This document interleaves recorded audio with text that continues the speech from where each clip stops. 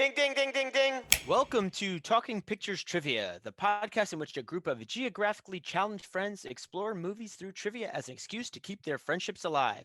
I'm one of these friends and today's host, Nick, and with me is Tom. And KJ. Great to have you back as always. Additionally, joining us as a guest for this episode is Pat. Thanks for joining us today, Pat. Pat is KJ's brother-in-law. Pat used to work in a movie theater and has seen countless movies. Actually, Pat and KJ keep a spreadsheet which does count how many movies Pat has seen. To date, he has seen 1,164 movies. Pat also conveniently likes movies. For those joining us for the first time, we start off each episode with a movie quiz, which consists of 2 rounds of questions to determine who will earn today's trivia crown. Then, once the fierce competition is over, we follow it up with our famous movie rant where anything goes. KJ, tell us about today's movie. Today, we'll be jumping back to 2016 to discuss Colossal, directed by Nacho Vigalondo, who is also known for Extraterrestrial, Open Windows, and another movie we've done on this show, Time Crimes. Colossal did have a limited theater release, and other movies that would have been in the theater at that time would be Batman vs. Superman, Captain America Civil War, the live-action Jungle Book movie, and My Big Fat Greek Wedding 2. However, Colossal didn't have that big of a release, so you probably would have watched it on a streaming service somewhere. In Colossal, we follow Anne Hathaway's character Gloria, who gets kicked out of her boyfriend's apartment due to excessive drinking. She decides to go back to her hometown where she grew up and stay in her folks' house that seems empty. I was a little unclear on how that worked, actually. An old friend offers her a job at a bar that he now runs, and he seems to have had a crush on her for a long time. At the same time this is going on, a giant monster appears in Seoul. Eventually, Gloria realizes when she's physically in the playground in her hometown, the monster does exactly what she does. Her old friend Oscar also has a connection with Seoul and appears as a giant robot. Turns out Oscar has control issues and is not satisfied with his life, so he gets very abusive and threatens to kill a bunch of people unless Gloria and his other friends kind of do what he says. The movie concludes with Gloria going to Seoul, and luckily the connection works both ways. That doesn't make a lot of sense. And as a giant monster, she is able to kill Oscar by throwing him very, very far. I'll be doing the quizzing today, but before we get started, Pat, what are your initial thoughts about Colossal? So it probably wasn't a super common answer, but I actually did enjoy it. Movies for me, I get a special added level of enjoyment if it surprises me. I tend to see a lot of like the twists and turns coming in a movie, and this one kept me guessing. So I enjoyed it. I wasn't expecting it. I think it was a stigmaed topic that it ended up diving into that most people don't feel comfortable talking about, but I feel like they approached it in a very easygoing way. But I definitely don't think that would be a movie I would rewatch. What were you expecting versus what surprised you? I'm not a big guy into trailers or reading up on a movie before I see it. I like to go in blind as much as possible. But all I basically knew was that Anne Hathaway's character was going to be controlling a Godzilla style monster. So I was kind of curious how they were going to pull that off. Like some of my thoughts were like, oh, how are they going to make this monster do stuff while she's sleeping? Like, what are we going to go here? So seeing how they actually played that out was very surprising. And then I felt like there was a sharp twist when it kind of became much less about the monsters and more about the abuse and issues in her life. So I think it was just a kind of an eye opener. Like it kind of went in looking for like a little comedy Godzilla movie and came away with a hey, this is a expose on domestic abuse. It's time for Movie Quiz. This episode, we're going to have 2 rounds of 2 questions each. In round 1, each question is worth 1 point, and both questions are subjective. The categories are, what is Godzilla's favorite flavor of ice cream? And what does Godzilla listen to? Pat, how would you like to start this episode? Let's go with flavors of ice cream. Godzilla's favorite flavor of ice cream is Rocky Rodon. It's time for question 1. What was the funniest part of this movie? Locked in. Locked in. Locked in. All right, Nick, we'll start with you. I actually thought there'd be a lot more funny moments in this movie because usually like Jason Sudeikis' comedy, and I thought he might have been the one saving grace for this film, but I was mistaken. However, there was one part at the end when the connection works in both directions and the monster picks him up, which I have thoughts on, which we'll save for later. And you see him finally, it looks like he has a moment of weakness. And he's like, "Oh no, don't hurt me." And then he literally like yells at her and has the complete opposite. And for some reason, I thought that delivery was pretty funny. He went from this weak guy to like, this guy didn't learn a thing. And I laughed at that. But it was just kind of ridiculous. I didn't find a lot of humor in the film in general. So that's what I'm grabbing at. Great. And Tom, what do you have? The scenes between them at the bar, more specifically, Tim Blake Nelson's character is trying to do a magic trick in which he lights a tea bag on fire and it floats into the air, but he's decided to attach a story to the front of it, and nobody can figure out why he is telling a story and not doing a magic trick. And so there's a brief exchange where they're going, well, just do the trick, just do the trick. And he does the trick and they go, oh, that's pretty cool. The story would have been better. And that also made me laugh. I had the same response, Nick. I didn't find a lot very funny in this movie. I actually found a lot of this movie kind of profoundly ugly. But the initial scenes where she goes back to I think it's Mainhead is the name of That's the the town she's name. in. Yep. Yeah. When she goes back to Mainhead and they're at the bar, there's a bit of time. There's about a 20 to 30-minute window, which is relaxed and they're kind of having fun and enjoying themselves.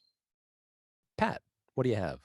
My answer is exactly the same as Tom's. I'm a big Tim Blake Nelson fan, and it was the whole presentation of it, because I feel like everybody's had that moment where someone's telling a story or a joke and it's going on too long and it's like, all right, just get to the point. And then the whole delivery of like, you got to the point, it's like, oh well, the story would have made it better. But as a follow-up, I also really enjoyed her issues with sleeping in the house. The constant like couldn't fall asleep and then fall asleep on the floor, and then it was like the back pain, and then was blowing up the mattress, and then fell asleep while doing that, and then had the neck pain, and then like the futon was like the saving grace. It was like a super random aside that just, as I'm getting older and dealing with back pain, was humorous to me. All right, and points go to Tom and Pat. Yeah, I agree. That was the funny scene. No, that was actually the one. When I look back, I was really stretching to find anything that made me chuckle. But the one scene was like, probably would have been better with the story. That was the scene. And it's incredible because Jason Sudeikis is so charming up to that point. He's so for our audience. He's the guy who didn't leave the dusty New England town. He's the one who took over the family business and he stayed there. And there might have been some aspirations of becoming a writer, but they've been kind of quashed under him taking over his father's bar. And when she comes into his life, they know each other from when they're children. There's this kind of sense of the romantic comedy gearing up. And I mean, he really is. I don't know what you guys thought. For the first 45 minutes of this movie, incredibly charming, as Jason Sudeikis normally is.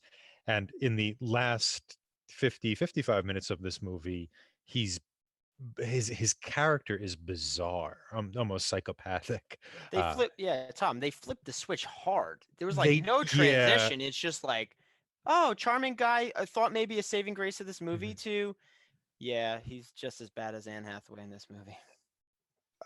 He's a lot worse, and he's also very distracting to her arc of development, which is sort of about dealing with her demons and um separating herself from them.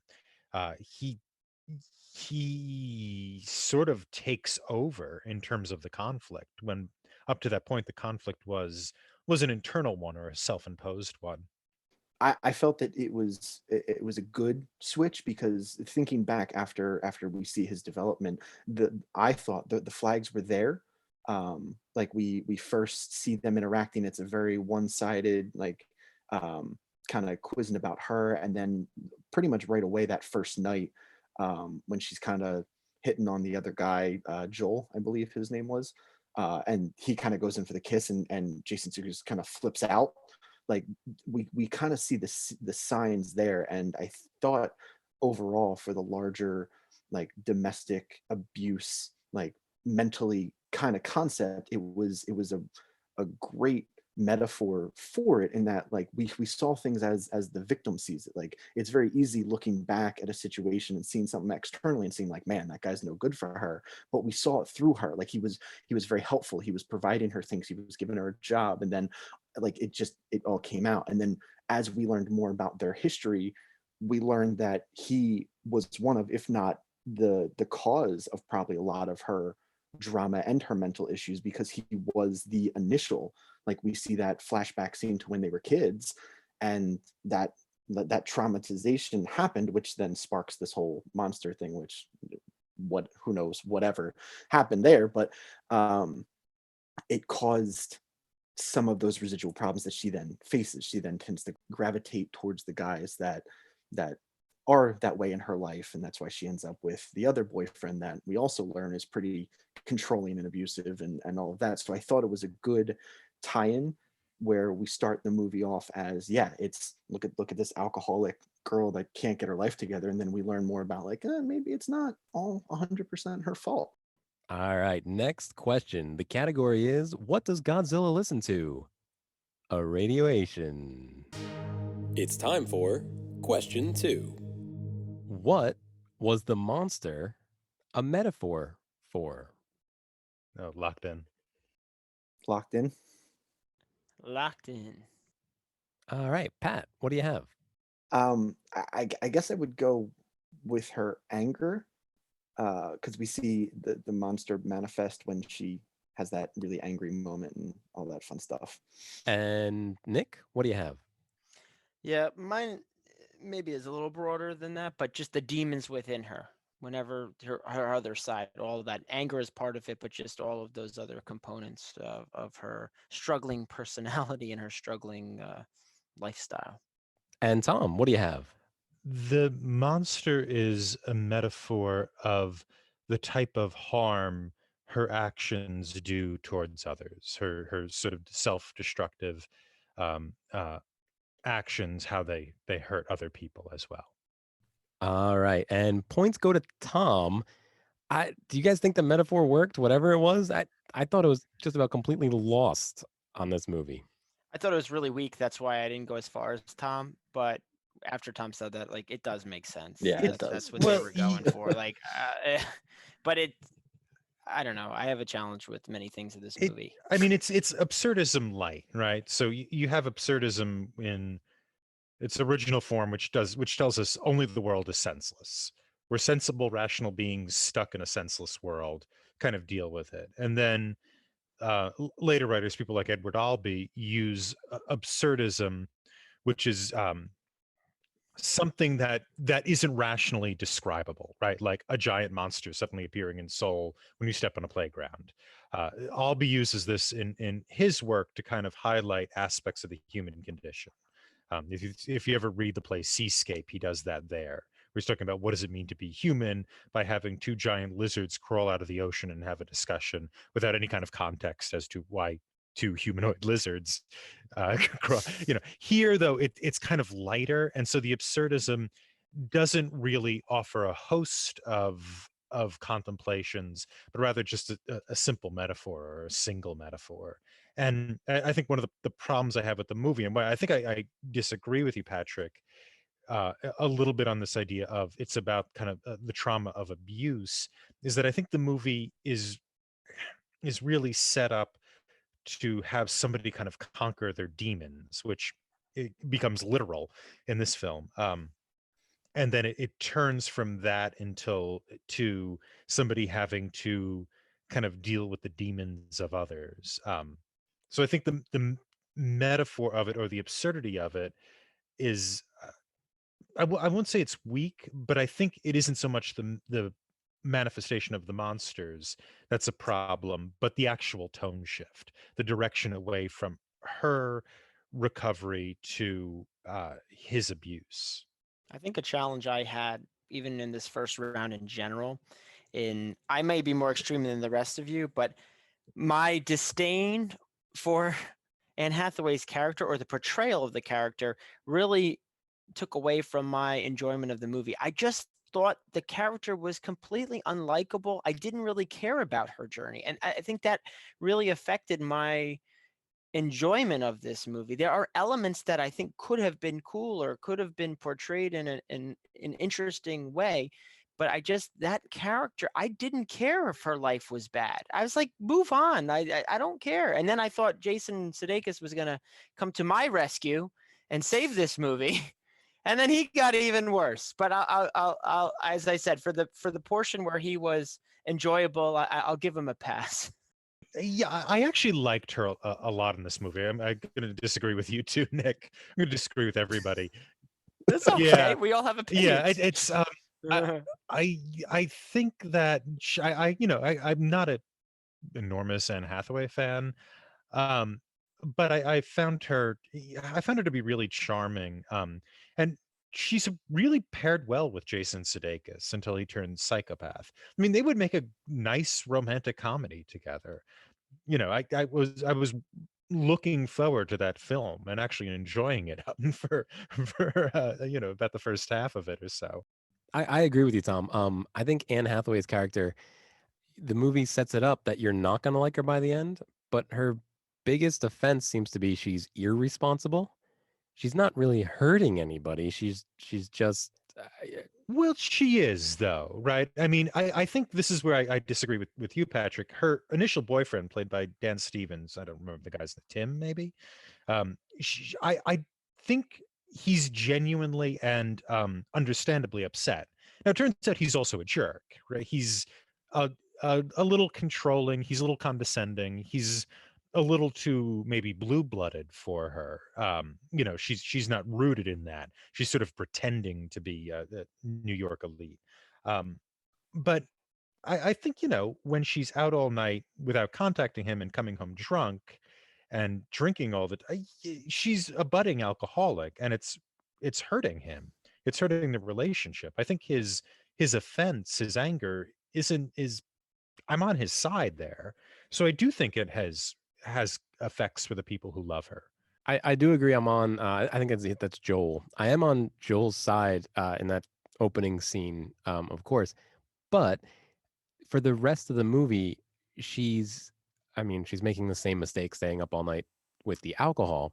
But when she drinks, she's not violent. She's not. She doesn't do that many dumb things besides spill the beans that she is the monster to her friends, who are much more of a monster than she is when she's in Seoul. But I still think and I don't think this movie works very well. But one thing that kind of does work is you do like Anne Hathaway because she doesn't turn out to be a jerk or malicious in any way. And she also gets over her problem. True. Right. She also gets over her problem, and she doesn't go away with the jerks too. So she's able to stop drinking, and she also doesn't, she's able to acquire some independence. I would say early on, though, her character, and we're kind of brushing over it, she is hurting those around her. She is like, it's a cry for help if I've ever seen one. And I think that was the challenge. I had trouble buying into her transition. I wanted to more, but I just didn't. Well, no, because I was going to kind of say the same thing, but I actually did buy into it because I felt like, especially as we learned more about her character, she had this job, she had like what she wanted to be doing, and then lost it, and then kind of got suckered into this black hole. And then we find out that the guy that she's with, which I don't know if it's ever really established if she was with him before everything went down. And that is Tim, by the way. Joel was the younger guy that she was hooking up with. Tim was Dan Stevens. Extra point for me. we then I feel like he was kind of enabling that behavior because again, to circle back to my continuous thing that I'm beating a dead horse with of the abuse, it seemed like he kind of thrived on that, like the tear her down, build her back up, tear her down, build her back up. And we see that more when they're in the hotel room. Like he loves to just kind of trash her and doesn't even give her a chance, because at that point she has recovered. Like, she's not drinking, she's stopped herself from drinking, she's taking responsibility for herself and her actions, and it's just assumed like, nah, you can't be that person, you're not fixed, you're still broken, and you just need to listen to me. At the end of round 1, we have Tom with 2 points in the lead, Pat with 1 point, and Nick, I'm sure you'll get some points in round 2. Maybe if they're not subjective. We're going to take a quick commercial break, and we'll be back with that famous Talking Pictures trivia question. Talking Pictures Trivia Theater presents a screaming lapel pin production, The Jane of My Youth, a coming-of-age story of young love, read by me, Tom. Chapter 10, Apocalypse. Michael, his mother Jill, and Jane drove down the highway, easily passing 90 miles an hour. No one feared the police, for behind them, resonating from the school, a great darkness was passing over the earth. Glowing white demons flew through the air, lifting people from off the ground and carrying them into the black clouds. Screaming echoed through the sky as the people within the darkness were torn and tortured by these aberrations. So hard and constant did blood strike the ground that to Michael's ears it sounded like rain. His mother had to turn on the windshield wipers to push away the thick red clot catching on the car. "Mom?" Michael ventured. "What's going on? How do you know Jane? What is this lapel pin anyway? Where are we going?" His mother slammed down an exit and onto a wooded back road. Making several turns off any road one might call paved, Jill took the convertible through a narrow path between large oak trees. The road rose dramatically as the car began rocketing up a mountain path. It finally reached the top, a large clearing overlooking the town below. A black cloud pulsated with white-haired demons, breathing. The demons, little specks from this height, dove downward, and the land below the cloud glowed with monstrosities. Michael could make out a mountain of limbs, legs and arms still twitching. Thousands of people climbed the mountain, looking for dissected body parts, screaming in pain and confusion. Jill killed the engine. "I'm sorry I never told you, but I am the daughter of a high priestess in service to the holiest of the sacred screaming lapel pins, the regurgitating phoenix. The phoenix, she protects our world through the gift of time, Kairos, the award to humanity. For years my mother and I protected the Phoenix's lapel pin avatar, surveying the globe to make sure that the cult of the dilapidated penguin did not recover the magic rectangular box, a lost artifact that is said to be able to bridge the gap between the penguin's minions and our existence, allowing the penguin himself to take control of time through the magic of Chronos, his absolutist and unvaried time. Time that runneth onward, void of sense, absent of humanity." Before she died, my mother had a vision from the prophet Lionel, leading us to this place. Apparently, a local scientist had discovered the box, and unbeknownst to him, his assistant was a member of a secret branch devoted to the Dark Lord. That's why we moved here, Michael, to stop Jane. "Oh my God. Wait, what are we doing here?" "This is the worship ground of the goddess Phoenix. I thought to come here, hopefully to draw her power, but honestly, Michael, I think I might be too late. The gateway has been opened. I don't know how to close it.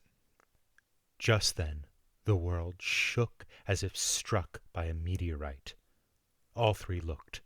In the center of a city, his head piercing through the dark cloud, stood a 300-foot-tall penguin completely covered in blood. It squawked a mighty squawk and turned towards the mountain. "Hey, you there," the penguin said. "I'm going to eat you up, see? And then the earth shall be the land of the dilapidated penguin. See?" He walked towards them, kicking over the mountain of limbs as he did, those limbs falling and crushing the people below them. Michael, Jill, and Jane gathered together. "I'm sorry," Jane said. "I did not realize how horrible it would be." The three watched as the penguin of death approached them. This has been a Talking Pictures Trivia Theater presentation of a Screaming Lapel Pins production. The Jane of My Youth, a coming-of-age story of young love. This week, Screaming Lapel Pins has on sale The Silence of the Broken Chipmunk.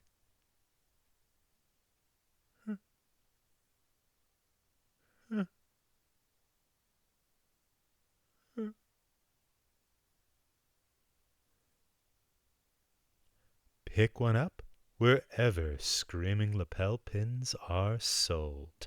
And we're back. Now, I didn't want our listening audience to think we forgot about the snack question. Pat, what do you think would be the most enjoyable snack to imbibe or eat during a watching of this film? I think to honor the director, I would have to say nachos, in honor of the director Nacho Vigalondo.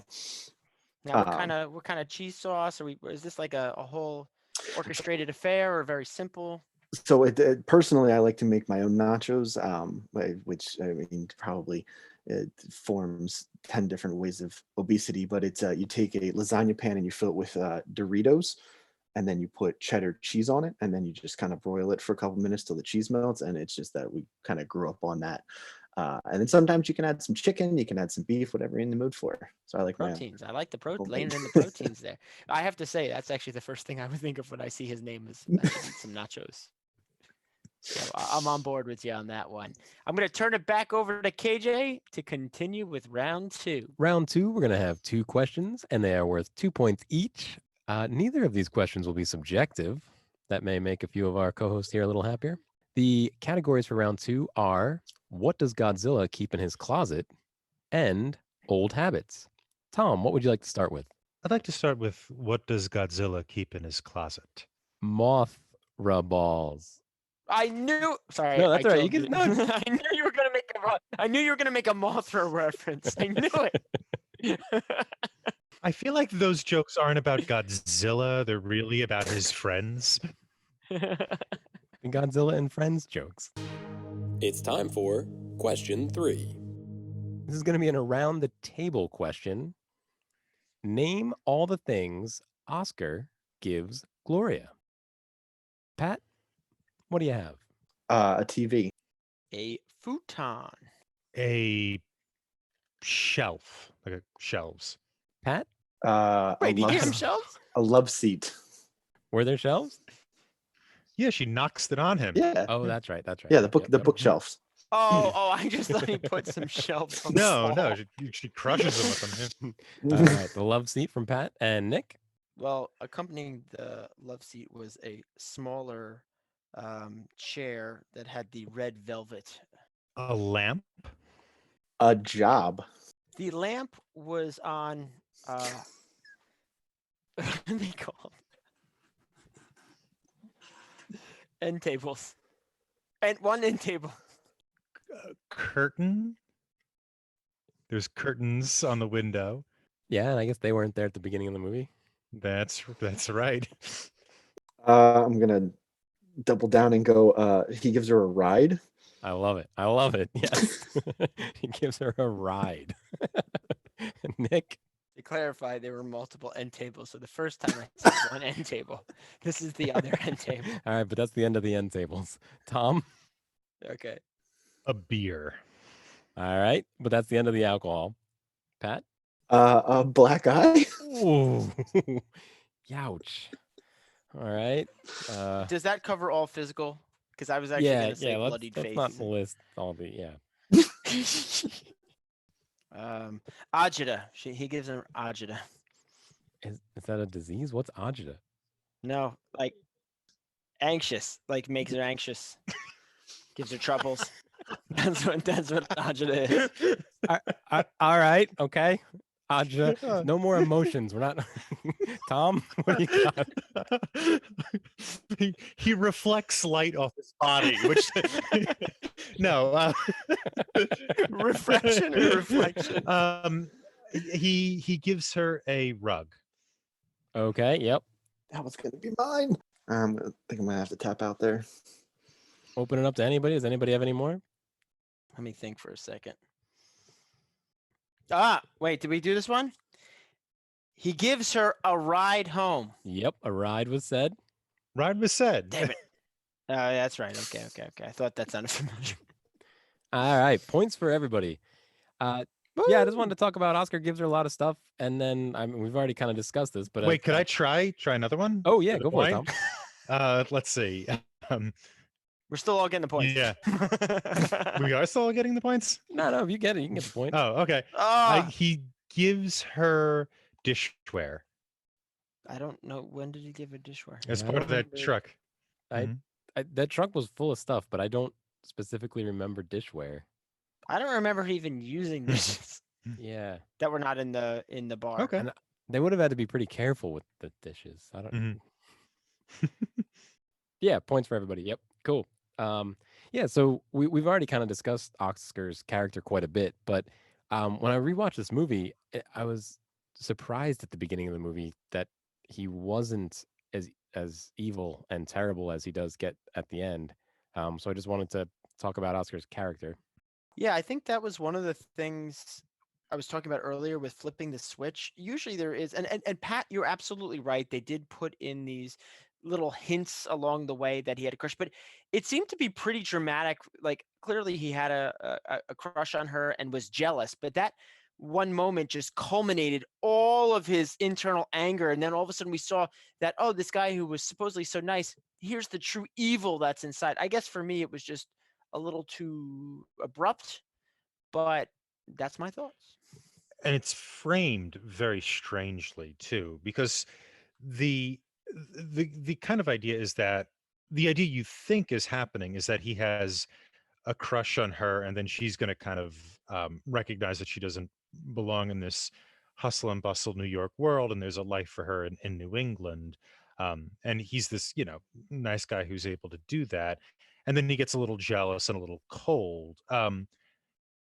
But part of that is framed as his own alcoholism, where he initially they have an argument on the playground, and then she slaps him, and he's embarrassed, and he starts to become a little aggressive, and then after that they have an apology scene where he drops off all the stuff at her house, and she goes to his house and he goes, "I'm so ashamed, I'm sorry," and it's framed as his drinking has made him abusive, right? That normally he's sober, and in these cases he's been drinking, and he gets this way. But when he's abusive again, when Dan Stevens' Tim, right? Tim comes to town, he's not drunk. It's not shown as him being drunk. He's just a different guy all of a sudden. And when she's talking to him later in the film, she says, "I thought it was you had a crush on me, or you liked me. And really, it's just you couldn't stand how small your life was." And at another point, he even says this to her when he's drunk. He says, "You're just as good as I am now, and you can't stand it." And so there's this kind of class thing going on, where initially it's presented like she needs to come down to his class and recognize that this is good, or there's a life here. And it ends with like, look at this bumpkin, this New England bumpkin who who is just jealous of like the culturally sophisticated New Yorker. I mean, it's really weird. I again, I did enjoy that just for the shock value of the like. I mean, because I thought the same thing. It was heading down like, oh, she goes home, she finds the kid that she knew from elementary and high school, and like they're gonna start it up, and then we just see this side of him that just wasn't expected. KJ, to your point of all the stuff, to me, like once we see the other side of him, it was a to me it was a controlling thing. It was a putting her into his debt. Like, I gave you a job, I gave you a futon, I gave you a TV, I gave you all of this stuff. You owe me. Like, you can't leave. Like, I own you. And we kind of see that with the other characters as well, specifically with I'm forgetting the character's name, but Tim Blake Nelson's character. Can't remember the name. Um, but we see that there as well with the Garth. Garth is his name. Garth, yeah. When he calls him out for doing the cocaine, it's basically like you owe me because I haven't outed you, I haven't called the cops, like you owe me, so like back off kind of thing. And it was just the constant repetition of these are all the things I've done for you as a group over and over again. Definitely is a control element though, because he'd always try to buy someone's I don't want to say love and affection because that sounds like a little too deep, but that's what it was. Those who cared about him were close to his inner circle. He felt they were indebted to him. So I agree with you on that element. I think where I fall short on all this is I felt betrayed by Jason Sudeikis not saving this movie. So that's But that's also a big question. He has this group which he seems to anchor, and they seem to like him. Like Tim Blake Nelson seems to like him, and then out of nowhere he's I mean, why has this group stabilized? Right? Why is Tim Blake Nelson hanging out with this guy? It seems like out of nowhere he got abusive all of a sudden, and that makes sense in terms of this woman has entered the group and now there's jealousy. But I mean, it doesn't make sense if this guy is just like this. Why are these people his friends? Is this similar to Shaun of the Dead, where the bar becomes a place where zombies go? So they just didn't have any other options, and this was a flare up? Not specific to Shaun of the Dead, but that's how I saw it. It was very much the small town. These are the guys that never left. You have Tim Blake, you have Garth, who is the drug addict who just goes to the bar and clearly drinks too much based on his random ramblings and forgetfulness. And you have Joel, who's basically like a puppy dog and follows him around and doesn't counter him. So we don't see that side of him, or they don't see that side of him, because to your point, there's no reason for that. And then once she comes into the scene, the first time we see it is when Joel goes in for that kiss. Like that's the flag. Like, hey, there's this other side of him that we haven't seen yet. She broke the power dynamic in the structure where he was the alpha, and now things are happening outside of his control. Yeah, but it's a change, right? I mean, Oh, and I it's know. also Oh, we're also yeah. in the beginning of the movie, we're introduced to the diaphragm, or not in the beginning of the movie, but towards the end of the movie, we learn that he's always been this kind of a jerk. Like he breaks the diaphragm, diorama. I was just saying, I was like, I thought that was like some literary No, term no, that no, I no. did, like breaking the fourth wall, breaking the diaphragm. Yeah, It's a leitmotif diaphragm. the at towards the beginning of their time together, he breaks, when they're children, he just randomly destroys her diorama, and they're, for seemingly no reason. He just is a cruel person, and that seems to be why he broke up with his girlfriend, who we don't meet the girlfriend he had before. So the movie is trying to show him as this kind of charming anchor to the group, and now the group is breaking up because a source of jealousy has entered. But it's also trying to show him as a always an abusive person who might have and is the source of the absurdity that they find themselves in, namely the monsters appearing in South Korea. Final category. I ran out of Godzilla jokes, so we're doing old habits. It's time for question 4. What is Gloria's nervous tick? Locked in. locked in. Locked in. Everybody all at once? For the audience that can't see everybody, they're all taking mostly their right hand, I think it was one left hand, and scratching the top of their head in a confused way. Yep, absolutely. Um, I did not think that worked. That was a terrible way to show the audience that the monster was Gloria. Question I really want to ask is, do you think Nacho Vigalondo made a better movie with Colossal compared to Time Crimes? Do we think he's progressed since his first movie with a bigger budget? How do we think Mr. Nacho did? I will say a resounding no. After watching this movie, I had even more of an appreciation for his first movie, Time Crimes, and I think we had some really good conversation on that movie, and it was deeper. This they tried to layer things in there, but I as we've seen in all my discussions so far, I didn't buy into the premise or the actors' portrayals of the main characters. So that's kind of hard to, back a movie. I think Time I'd watch again. I would never watch this movie again. I think that yeah, Time Crimes works a lot better. The I actually think the monster thing is really fun, and I think the monster thing as a metaphor for her alcoholism and the damage that it does is actually is enjoyable, and I liked how. It could have been something though, right, Tom? Like I it could think have for been the first something. 50 minutes, Yeah. I think my problem isn't with the absurdist element, and it's absurdist light, and that's fine. I mean, it's like a Hollywood movie. That's a fine thing to do. It's just the stuff with abuse. It's totally different. We're going from a romantic comedy with kind of a spoofy side element, namely this monster, to a scene where a man is beating a woman and beating her so that she's physically marred by what he does. I mean, it's shocking to see. And it's combined with comedy. At one point, they're like fighting, and he's like, "Oh no, you broke the skin! Look what you did! I think you broke the skin." And then I think maybe 5 minutes later, he's hitting her in the face and kicking her while she's lying on the ground and threatening her. It's a hard scene to watch, and and that kind of abuse just doesn't fit with the oh, I gotta get my life together, my heel broke, oh no, a crazy thing is happening that I'm involved with. These things don't line up, and it feels um it feels like it is handling abuse too lightly, or it's treating romantic comedy with too much weight. These things don't connect. I think that's why in the first answer, when I was trying to find something funny, I thought that that scene where he was pretending to be finally helpless and still reacted in such a fierce way, and she just tossed him. To answer your question, KJ, I think story wise, I think I like Time Crimes better. But I think actor and acting wise, I enjoyed Colossal more. Especially since I didn't have to see Hector at all in this entire movie. I thoroughly enjoyed that aspect. None of them, there weren't three of them, there weren't two of them, there weren't one of them, and there were none of them, and I really enjoyed that aspect. Or were there? Yeah. how many Hectors were there during the movie Colossal?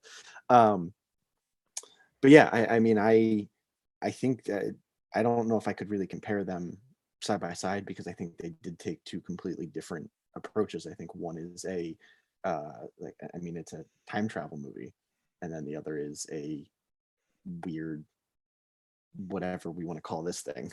Well, I'd like to try to compare them. So, in both movies, we have a very small set of characters, right? There's not too many people we're hanging out with. Um, the other thing that does happen in Time Crimes that also happens in Colossal is characters strangely change and do in Time Crimes. He it's fairly abusive as well what he does to that woman in the woods, right? And that seems out of character for Hector for what little we know of him. So there I feel like there are some director traits that go through here and unfortunately are amplified by the budget in Colossal. I was just gonna say, I think that's part of, like you said, the character change is part of what his story is.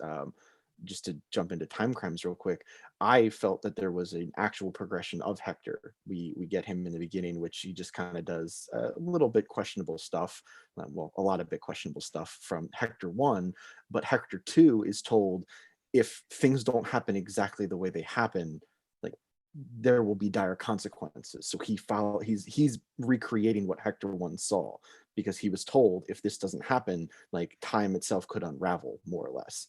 And then Hector 3 has 100% come to the conclusion that there is nothing he can do to make any impact. Like he is very resigned. Like he casually walks everywhere he goes. There's no hurrying. Even in the end, in that pure chaotic house scene, like he literally picks up the coffee table, kind of like sighs to himself, and then just tosses it. Like there is no strategy. It is like, I'm going to do whatever I'm going to do, and it's already happened. So there is no way I can have impact. So I think for Time Crimes, at least, there was a progression of the character. But I agree that here it was a much stronger on-off switch of at least Jason Sudeikis' character, of the way he was and the way he is. I personally think that added to the movie, because it added that shock value and made it more realistic for what I thought the movie was portraying. But no, I totally see that switch happening. Going back to KJ's original question about her having the nervous twitch, scratching the top of her head, there was something more beyond that, just having a nervous twitch. In the end sequence, when they do the flashback to when they first become the monster, if you will, or embrace the monster, she gets hit by lightning or some kind of energy on the top of her head, and we actually see blood trickle down her forehead. So whatever created that connection, that nervous twitch, if you will, is something to do with that event. So I just thought it'd be at least interesting to bring that up. There's really not a big discussion to it, but there was a reason that they tried to show that she had that, nervous tendency. Yeah, even that felt forced. Even that whole Oh, it was. scene when they It when they go was. back and show what happened there, like, oh, that was the reason for the connection. So yeah, that Yeah, is true. even I in that. forgot about the lightning causing that nervous Yeah, tick. but even in that scene, talking about our early conversation about Jason Sudeikis' character, he seemed like the nice guy going over the fence to get it, and he didn't know that she was watching. It's his true identity comes out behind the scenes, and then later in this movie, I do understand we're seeing a glimpse of it. So I do get what Nacho Vigalondo was trying to get across to the audience, but yeah, it's interesting to see he has these very harsh transitions. All right.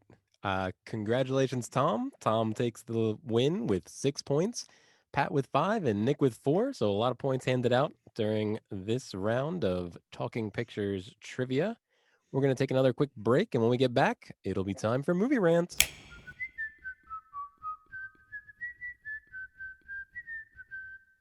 It's time for Guess That Song, Bagpipe Edition. I'll bagpipe a song, and you guess what it is. Here we go.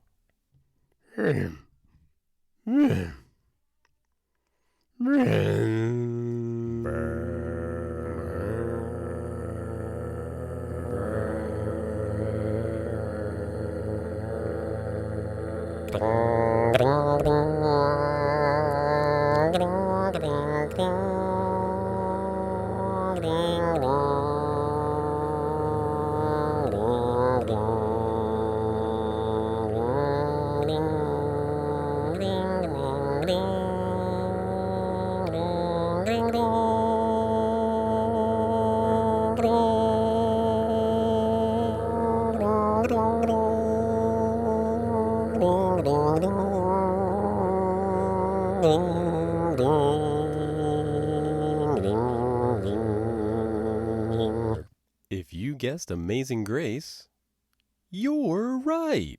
And we're back. It's time for Movie Rant. So one of the things that well, not one of the, but there were a couple, I won't say inconsistencies in the movie, or things that were kind of unexplained. Like some things you don't need to explain and you just kind of leave out there. But I felt from the very beginning, when the first time we see her walking on the street and she's carrying the diorama in her hands, like there's obviously some sort of tie-in that's going to become relevant down the line, especially because it's a diorama of Sewell. Like, how do you? So then when we get to the end and we see what happened, like she got struck by lightning while she was watching her childhood friend smash her diorama, and then we find out she has in her book bag an action figure that is the monster. Like, and it's not like, oh hey, it's a Power Ranger or some other random thing. It's like this super specific monster that like could borderline be homemade. Like, how do you not remember that? Like, is this supposed to be she got hit by lightning and has no memory of the event and somehow magically ended up out of that wooded area? Like, how did none of this connect? Like, I can kind of understand in the beginning and like, oh, a monster appeared, but once you see all the pieces, it's like, do you like, I mean, when I was a kid, I fell and put my top teeth through my bottom lip. Like, and I have scar like to prove it. And my teeth are chipped, which now they have caps. Like, I vividly remember everything about it. I was like 6. Like, I can tell you what song I was singing in my head when I fell. Like, it's a staple memory. Like, how do you not remember any of that until like the very end moment of the movie, kind of thing, 25 years later? A lot of hard city drinking. Yeah, I that didn't work for me either. I mean, that's the problem with trying to explain an absurd element. I mean, the idea of the absurdity is to help you recognize something, something via a, a, a non-rational source, or to recognize the senselessness of the world, right? Something like that. So giving it this kind of rational explanation, which is a really bad one also. It's like lightning hit her, so a monster appears in the place she was thinking about, and also it turns her into a toy that was near her. I mean, it in itself doesn't make sense. So, by putting that in, it almost feels like that was like I don't know, like a studio tag, a studio note. We need an explanation for why this is happening. And so you get that.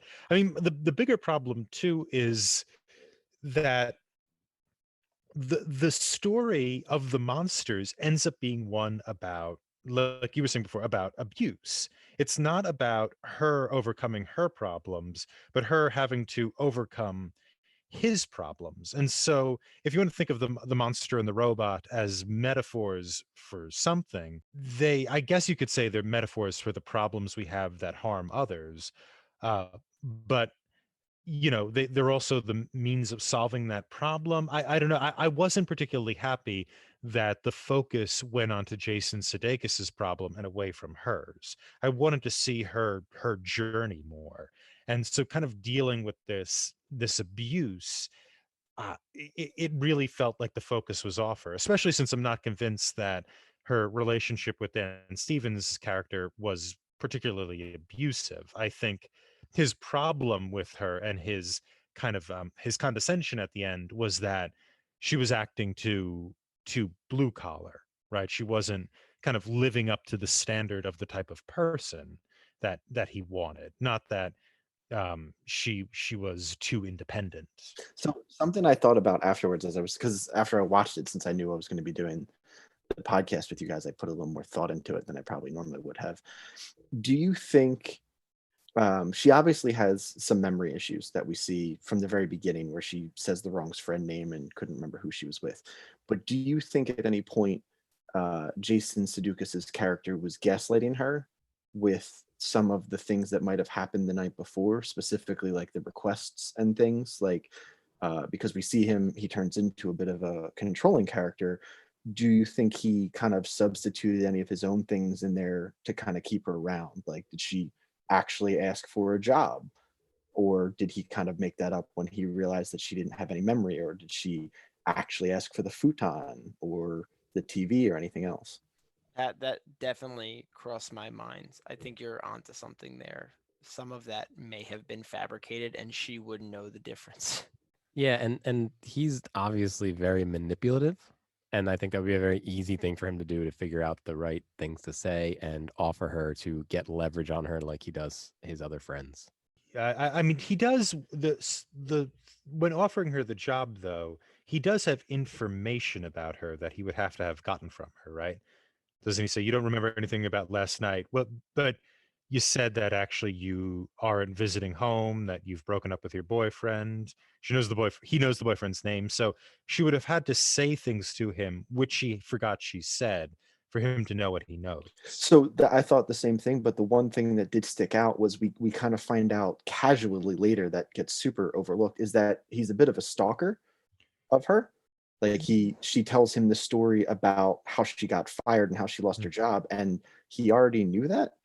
So, like, I mean, it kind of is portrayed that he might have some knowledge about her, even if she didn't tell him. He also followed her works when she was working, so even from afar. Yeah. And it's not out of the question that they did have that conversation. Like, she could have said, yeah, I'm actually not here from vacation. This is what happened. And that's where the conversation ended.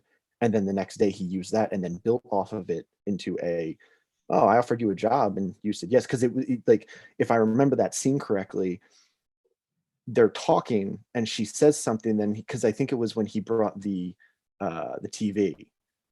So he brings the TV, and then like you can kind of see the light bulb go off in his head. Like, oh wait, she doesn't actually remember anything. So it was like, okay, well so let me toss. In my mind, I saw it as let me toss some stuff out there and see if she actually falls for this. And then he just kind of kept going with it for whatever she needed, because we then eventually see the progression to when he does the apology of bringing over the whole truckload of stuff, which if I remember correctly, he didn't bring over, right? He sent Joel over with it. He sent Joel, yeah. And it was like his uncle's house had all this furniture in it they weren't using. Yeah. That was just I noted it down because when I finished watching, I was like, man, I really wonder if that was what they were going for there. And I was It's possible. It's quite possible. I mean, I don't know if there's another bit of evidence to suggest that he's lying there. You know, that would be my one contention, is that there's, you know, there isn't a lot of data to fair enough to support that. I mean, you know, I think that I wish there was, right? I think that what you're describing is what was necessary to make the movie work a little better, was to, you know, to set this up that this is, you know, maybe about abuse. I think that Dan Stevens's character maybe should have been a little different, other than, like, you know, a person who's concerned about being about class and style and appearance, right? That's his problem. His problem really isn't about controlling her. As soon as she's out of control, he you know, doesn't want to. He wants her to go away, and fair enough, right? I mean, like, he's a person too, you know. He so I think maybe if we had this kind of narrative of her alcoholism is a product of her own problems, but also of her tendency to gravitate towards controlling people, then that might have made sense. It also doesn't make a lot of sense that she slept with Joel then, right? Because he's exactly the opposite of that. And that's what she finds appealing. Now, maybe she just found his face shape hot or something. That's all it was. He was the cute guy in the bar, and I guess little but rebound action, you know. Who could be more different than Tim? Than Joel, you know, like, it comes out of nowhere. I can't figure out why she was attracted to this dweeb, who doesn't even have, he really doesn't have the capacity to stand up for her. He's perfectly willing to go along with this guy who abuses her. He doesn't have a backbone. He doesn't have a back, and so that's the person she takes to bed, and her you know, the fact that she's sex positive is fine. But what is she attracted? Like, did she have a type? This seems like a contrivance to introduce some jealousy more than anything. It also seemed to be specific to her drunkenness, because what we kind of see in the beginning is like her flirting with him when she's drunk. And then when we see him going for the kiss, she seems, at least to me, to have sobered up a bit, which is why she then rejects him, which is then what causes that first like freak out. And then later, when they actually do sleep together, she's then hammered again. So it was a very interesting. Also, can we talk about the fact that like they drink until 8 a.m.? Like, man, what kind of stamina do these people have? Like, when he works they work at a bar, so they have different hours too. So they probably sleep all morning. There was one scene specifically where, like, I think they were waiting specifically for 8 o'clock to go see the monster, and they kind of do like a shot, and you can see the tops of all of the beer bottles in front of Jason Sudeikis, and it was like, I can't imagine like doing that. It's just exhausting. Yeah, at one point he's killing a bottle of Jack by himself. God, yeah. Before he goes out. Yeah, the drinking seemed Excessive. yeah, That's the word. a little hard to That's little the hard word to that comes to mind.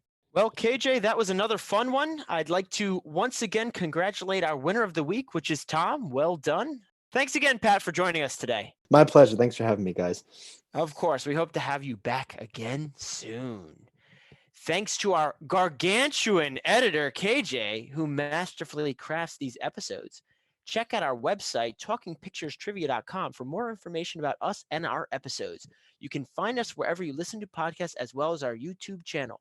We are extremely grateful for any positive reviews, as those help others like you find us. If you like what you hear, remember to like, comment, and subscribe to our show. What did you think of Colossal? Leave a comment on our YouTube channel, and let's continue the conversation. Join us next time for our final movie in season 1, when we discuss Tom's recommendation from 1949, The Third Man. Really looking forward to that one. See you then. Ding, ding, ding, ding, ding.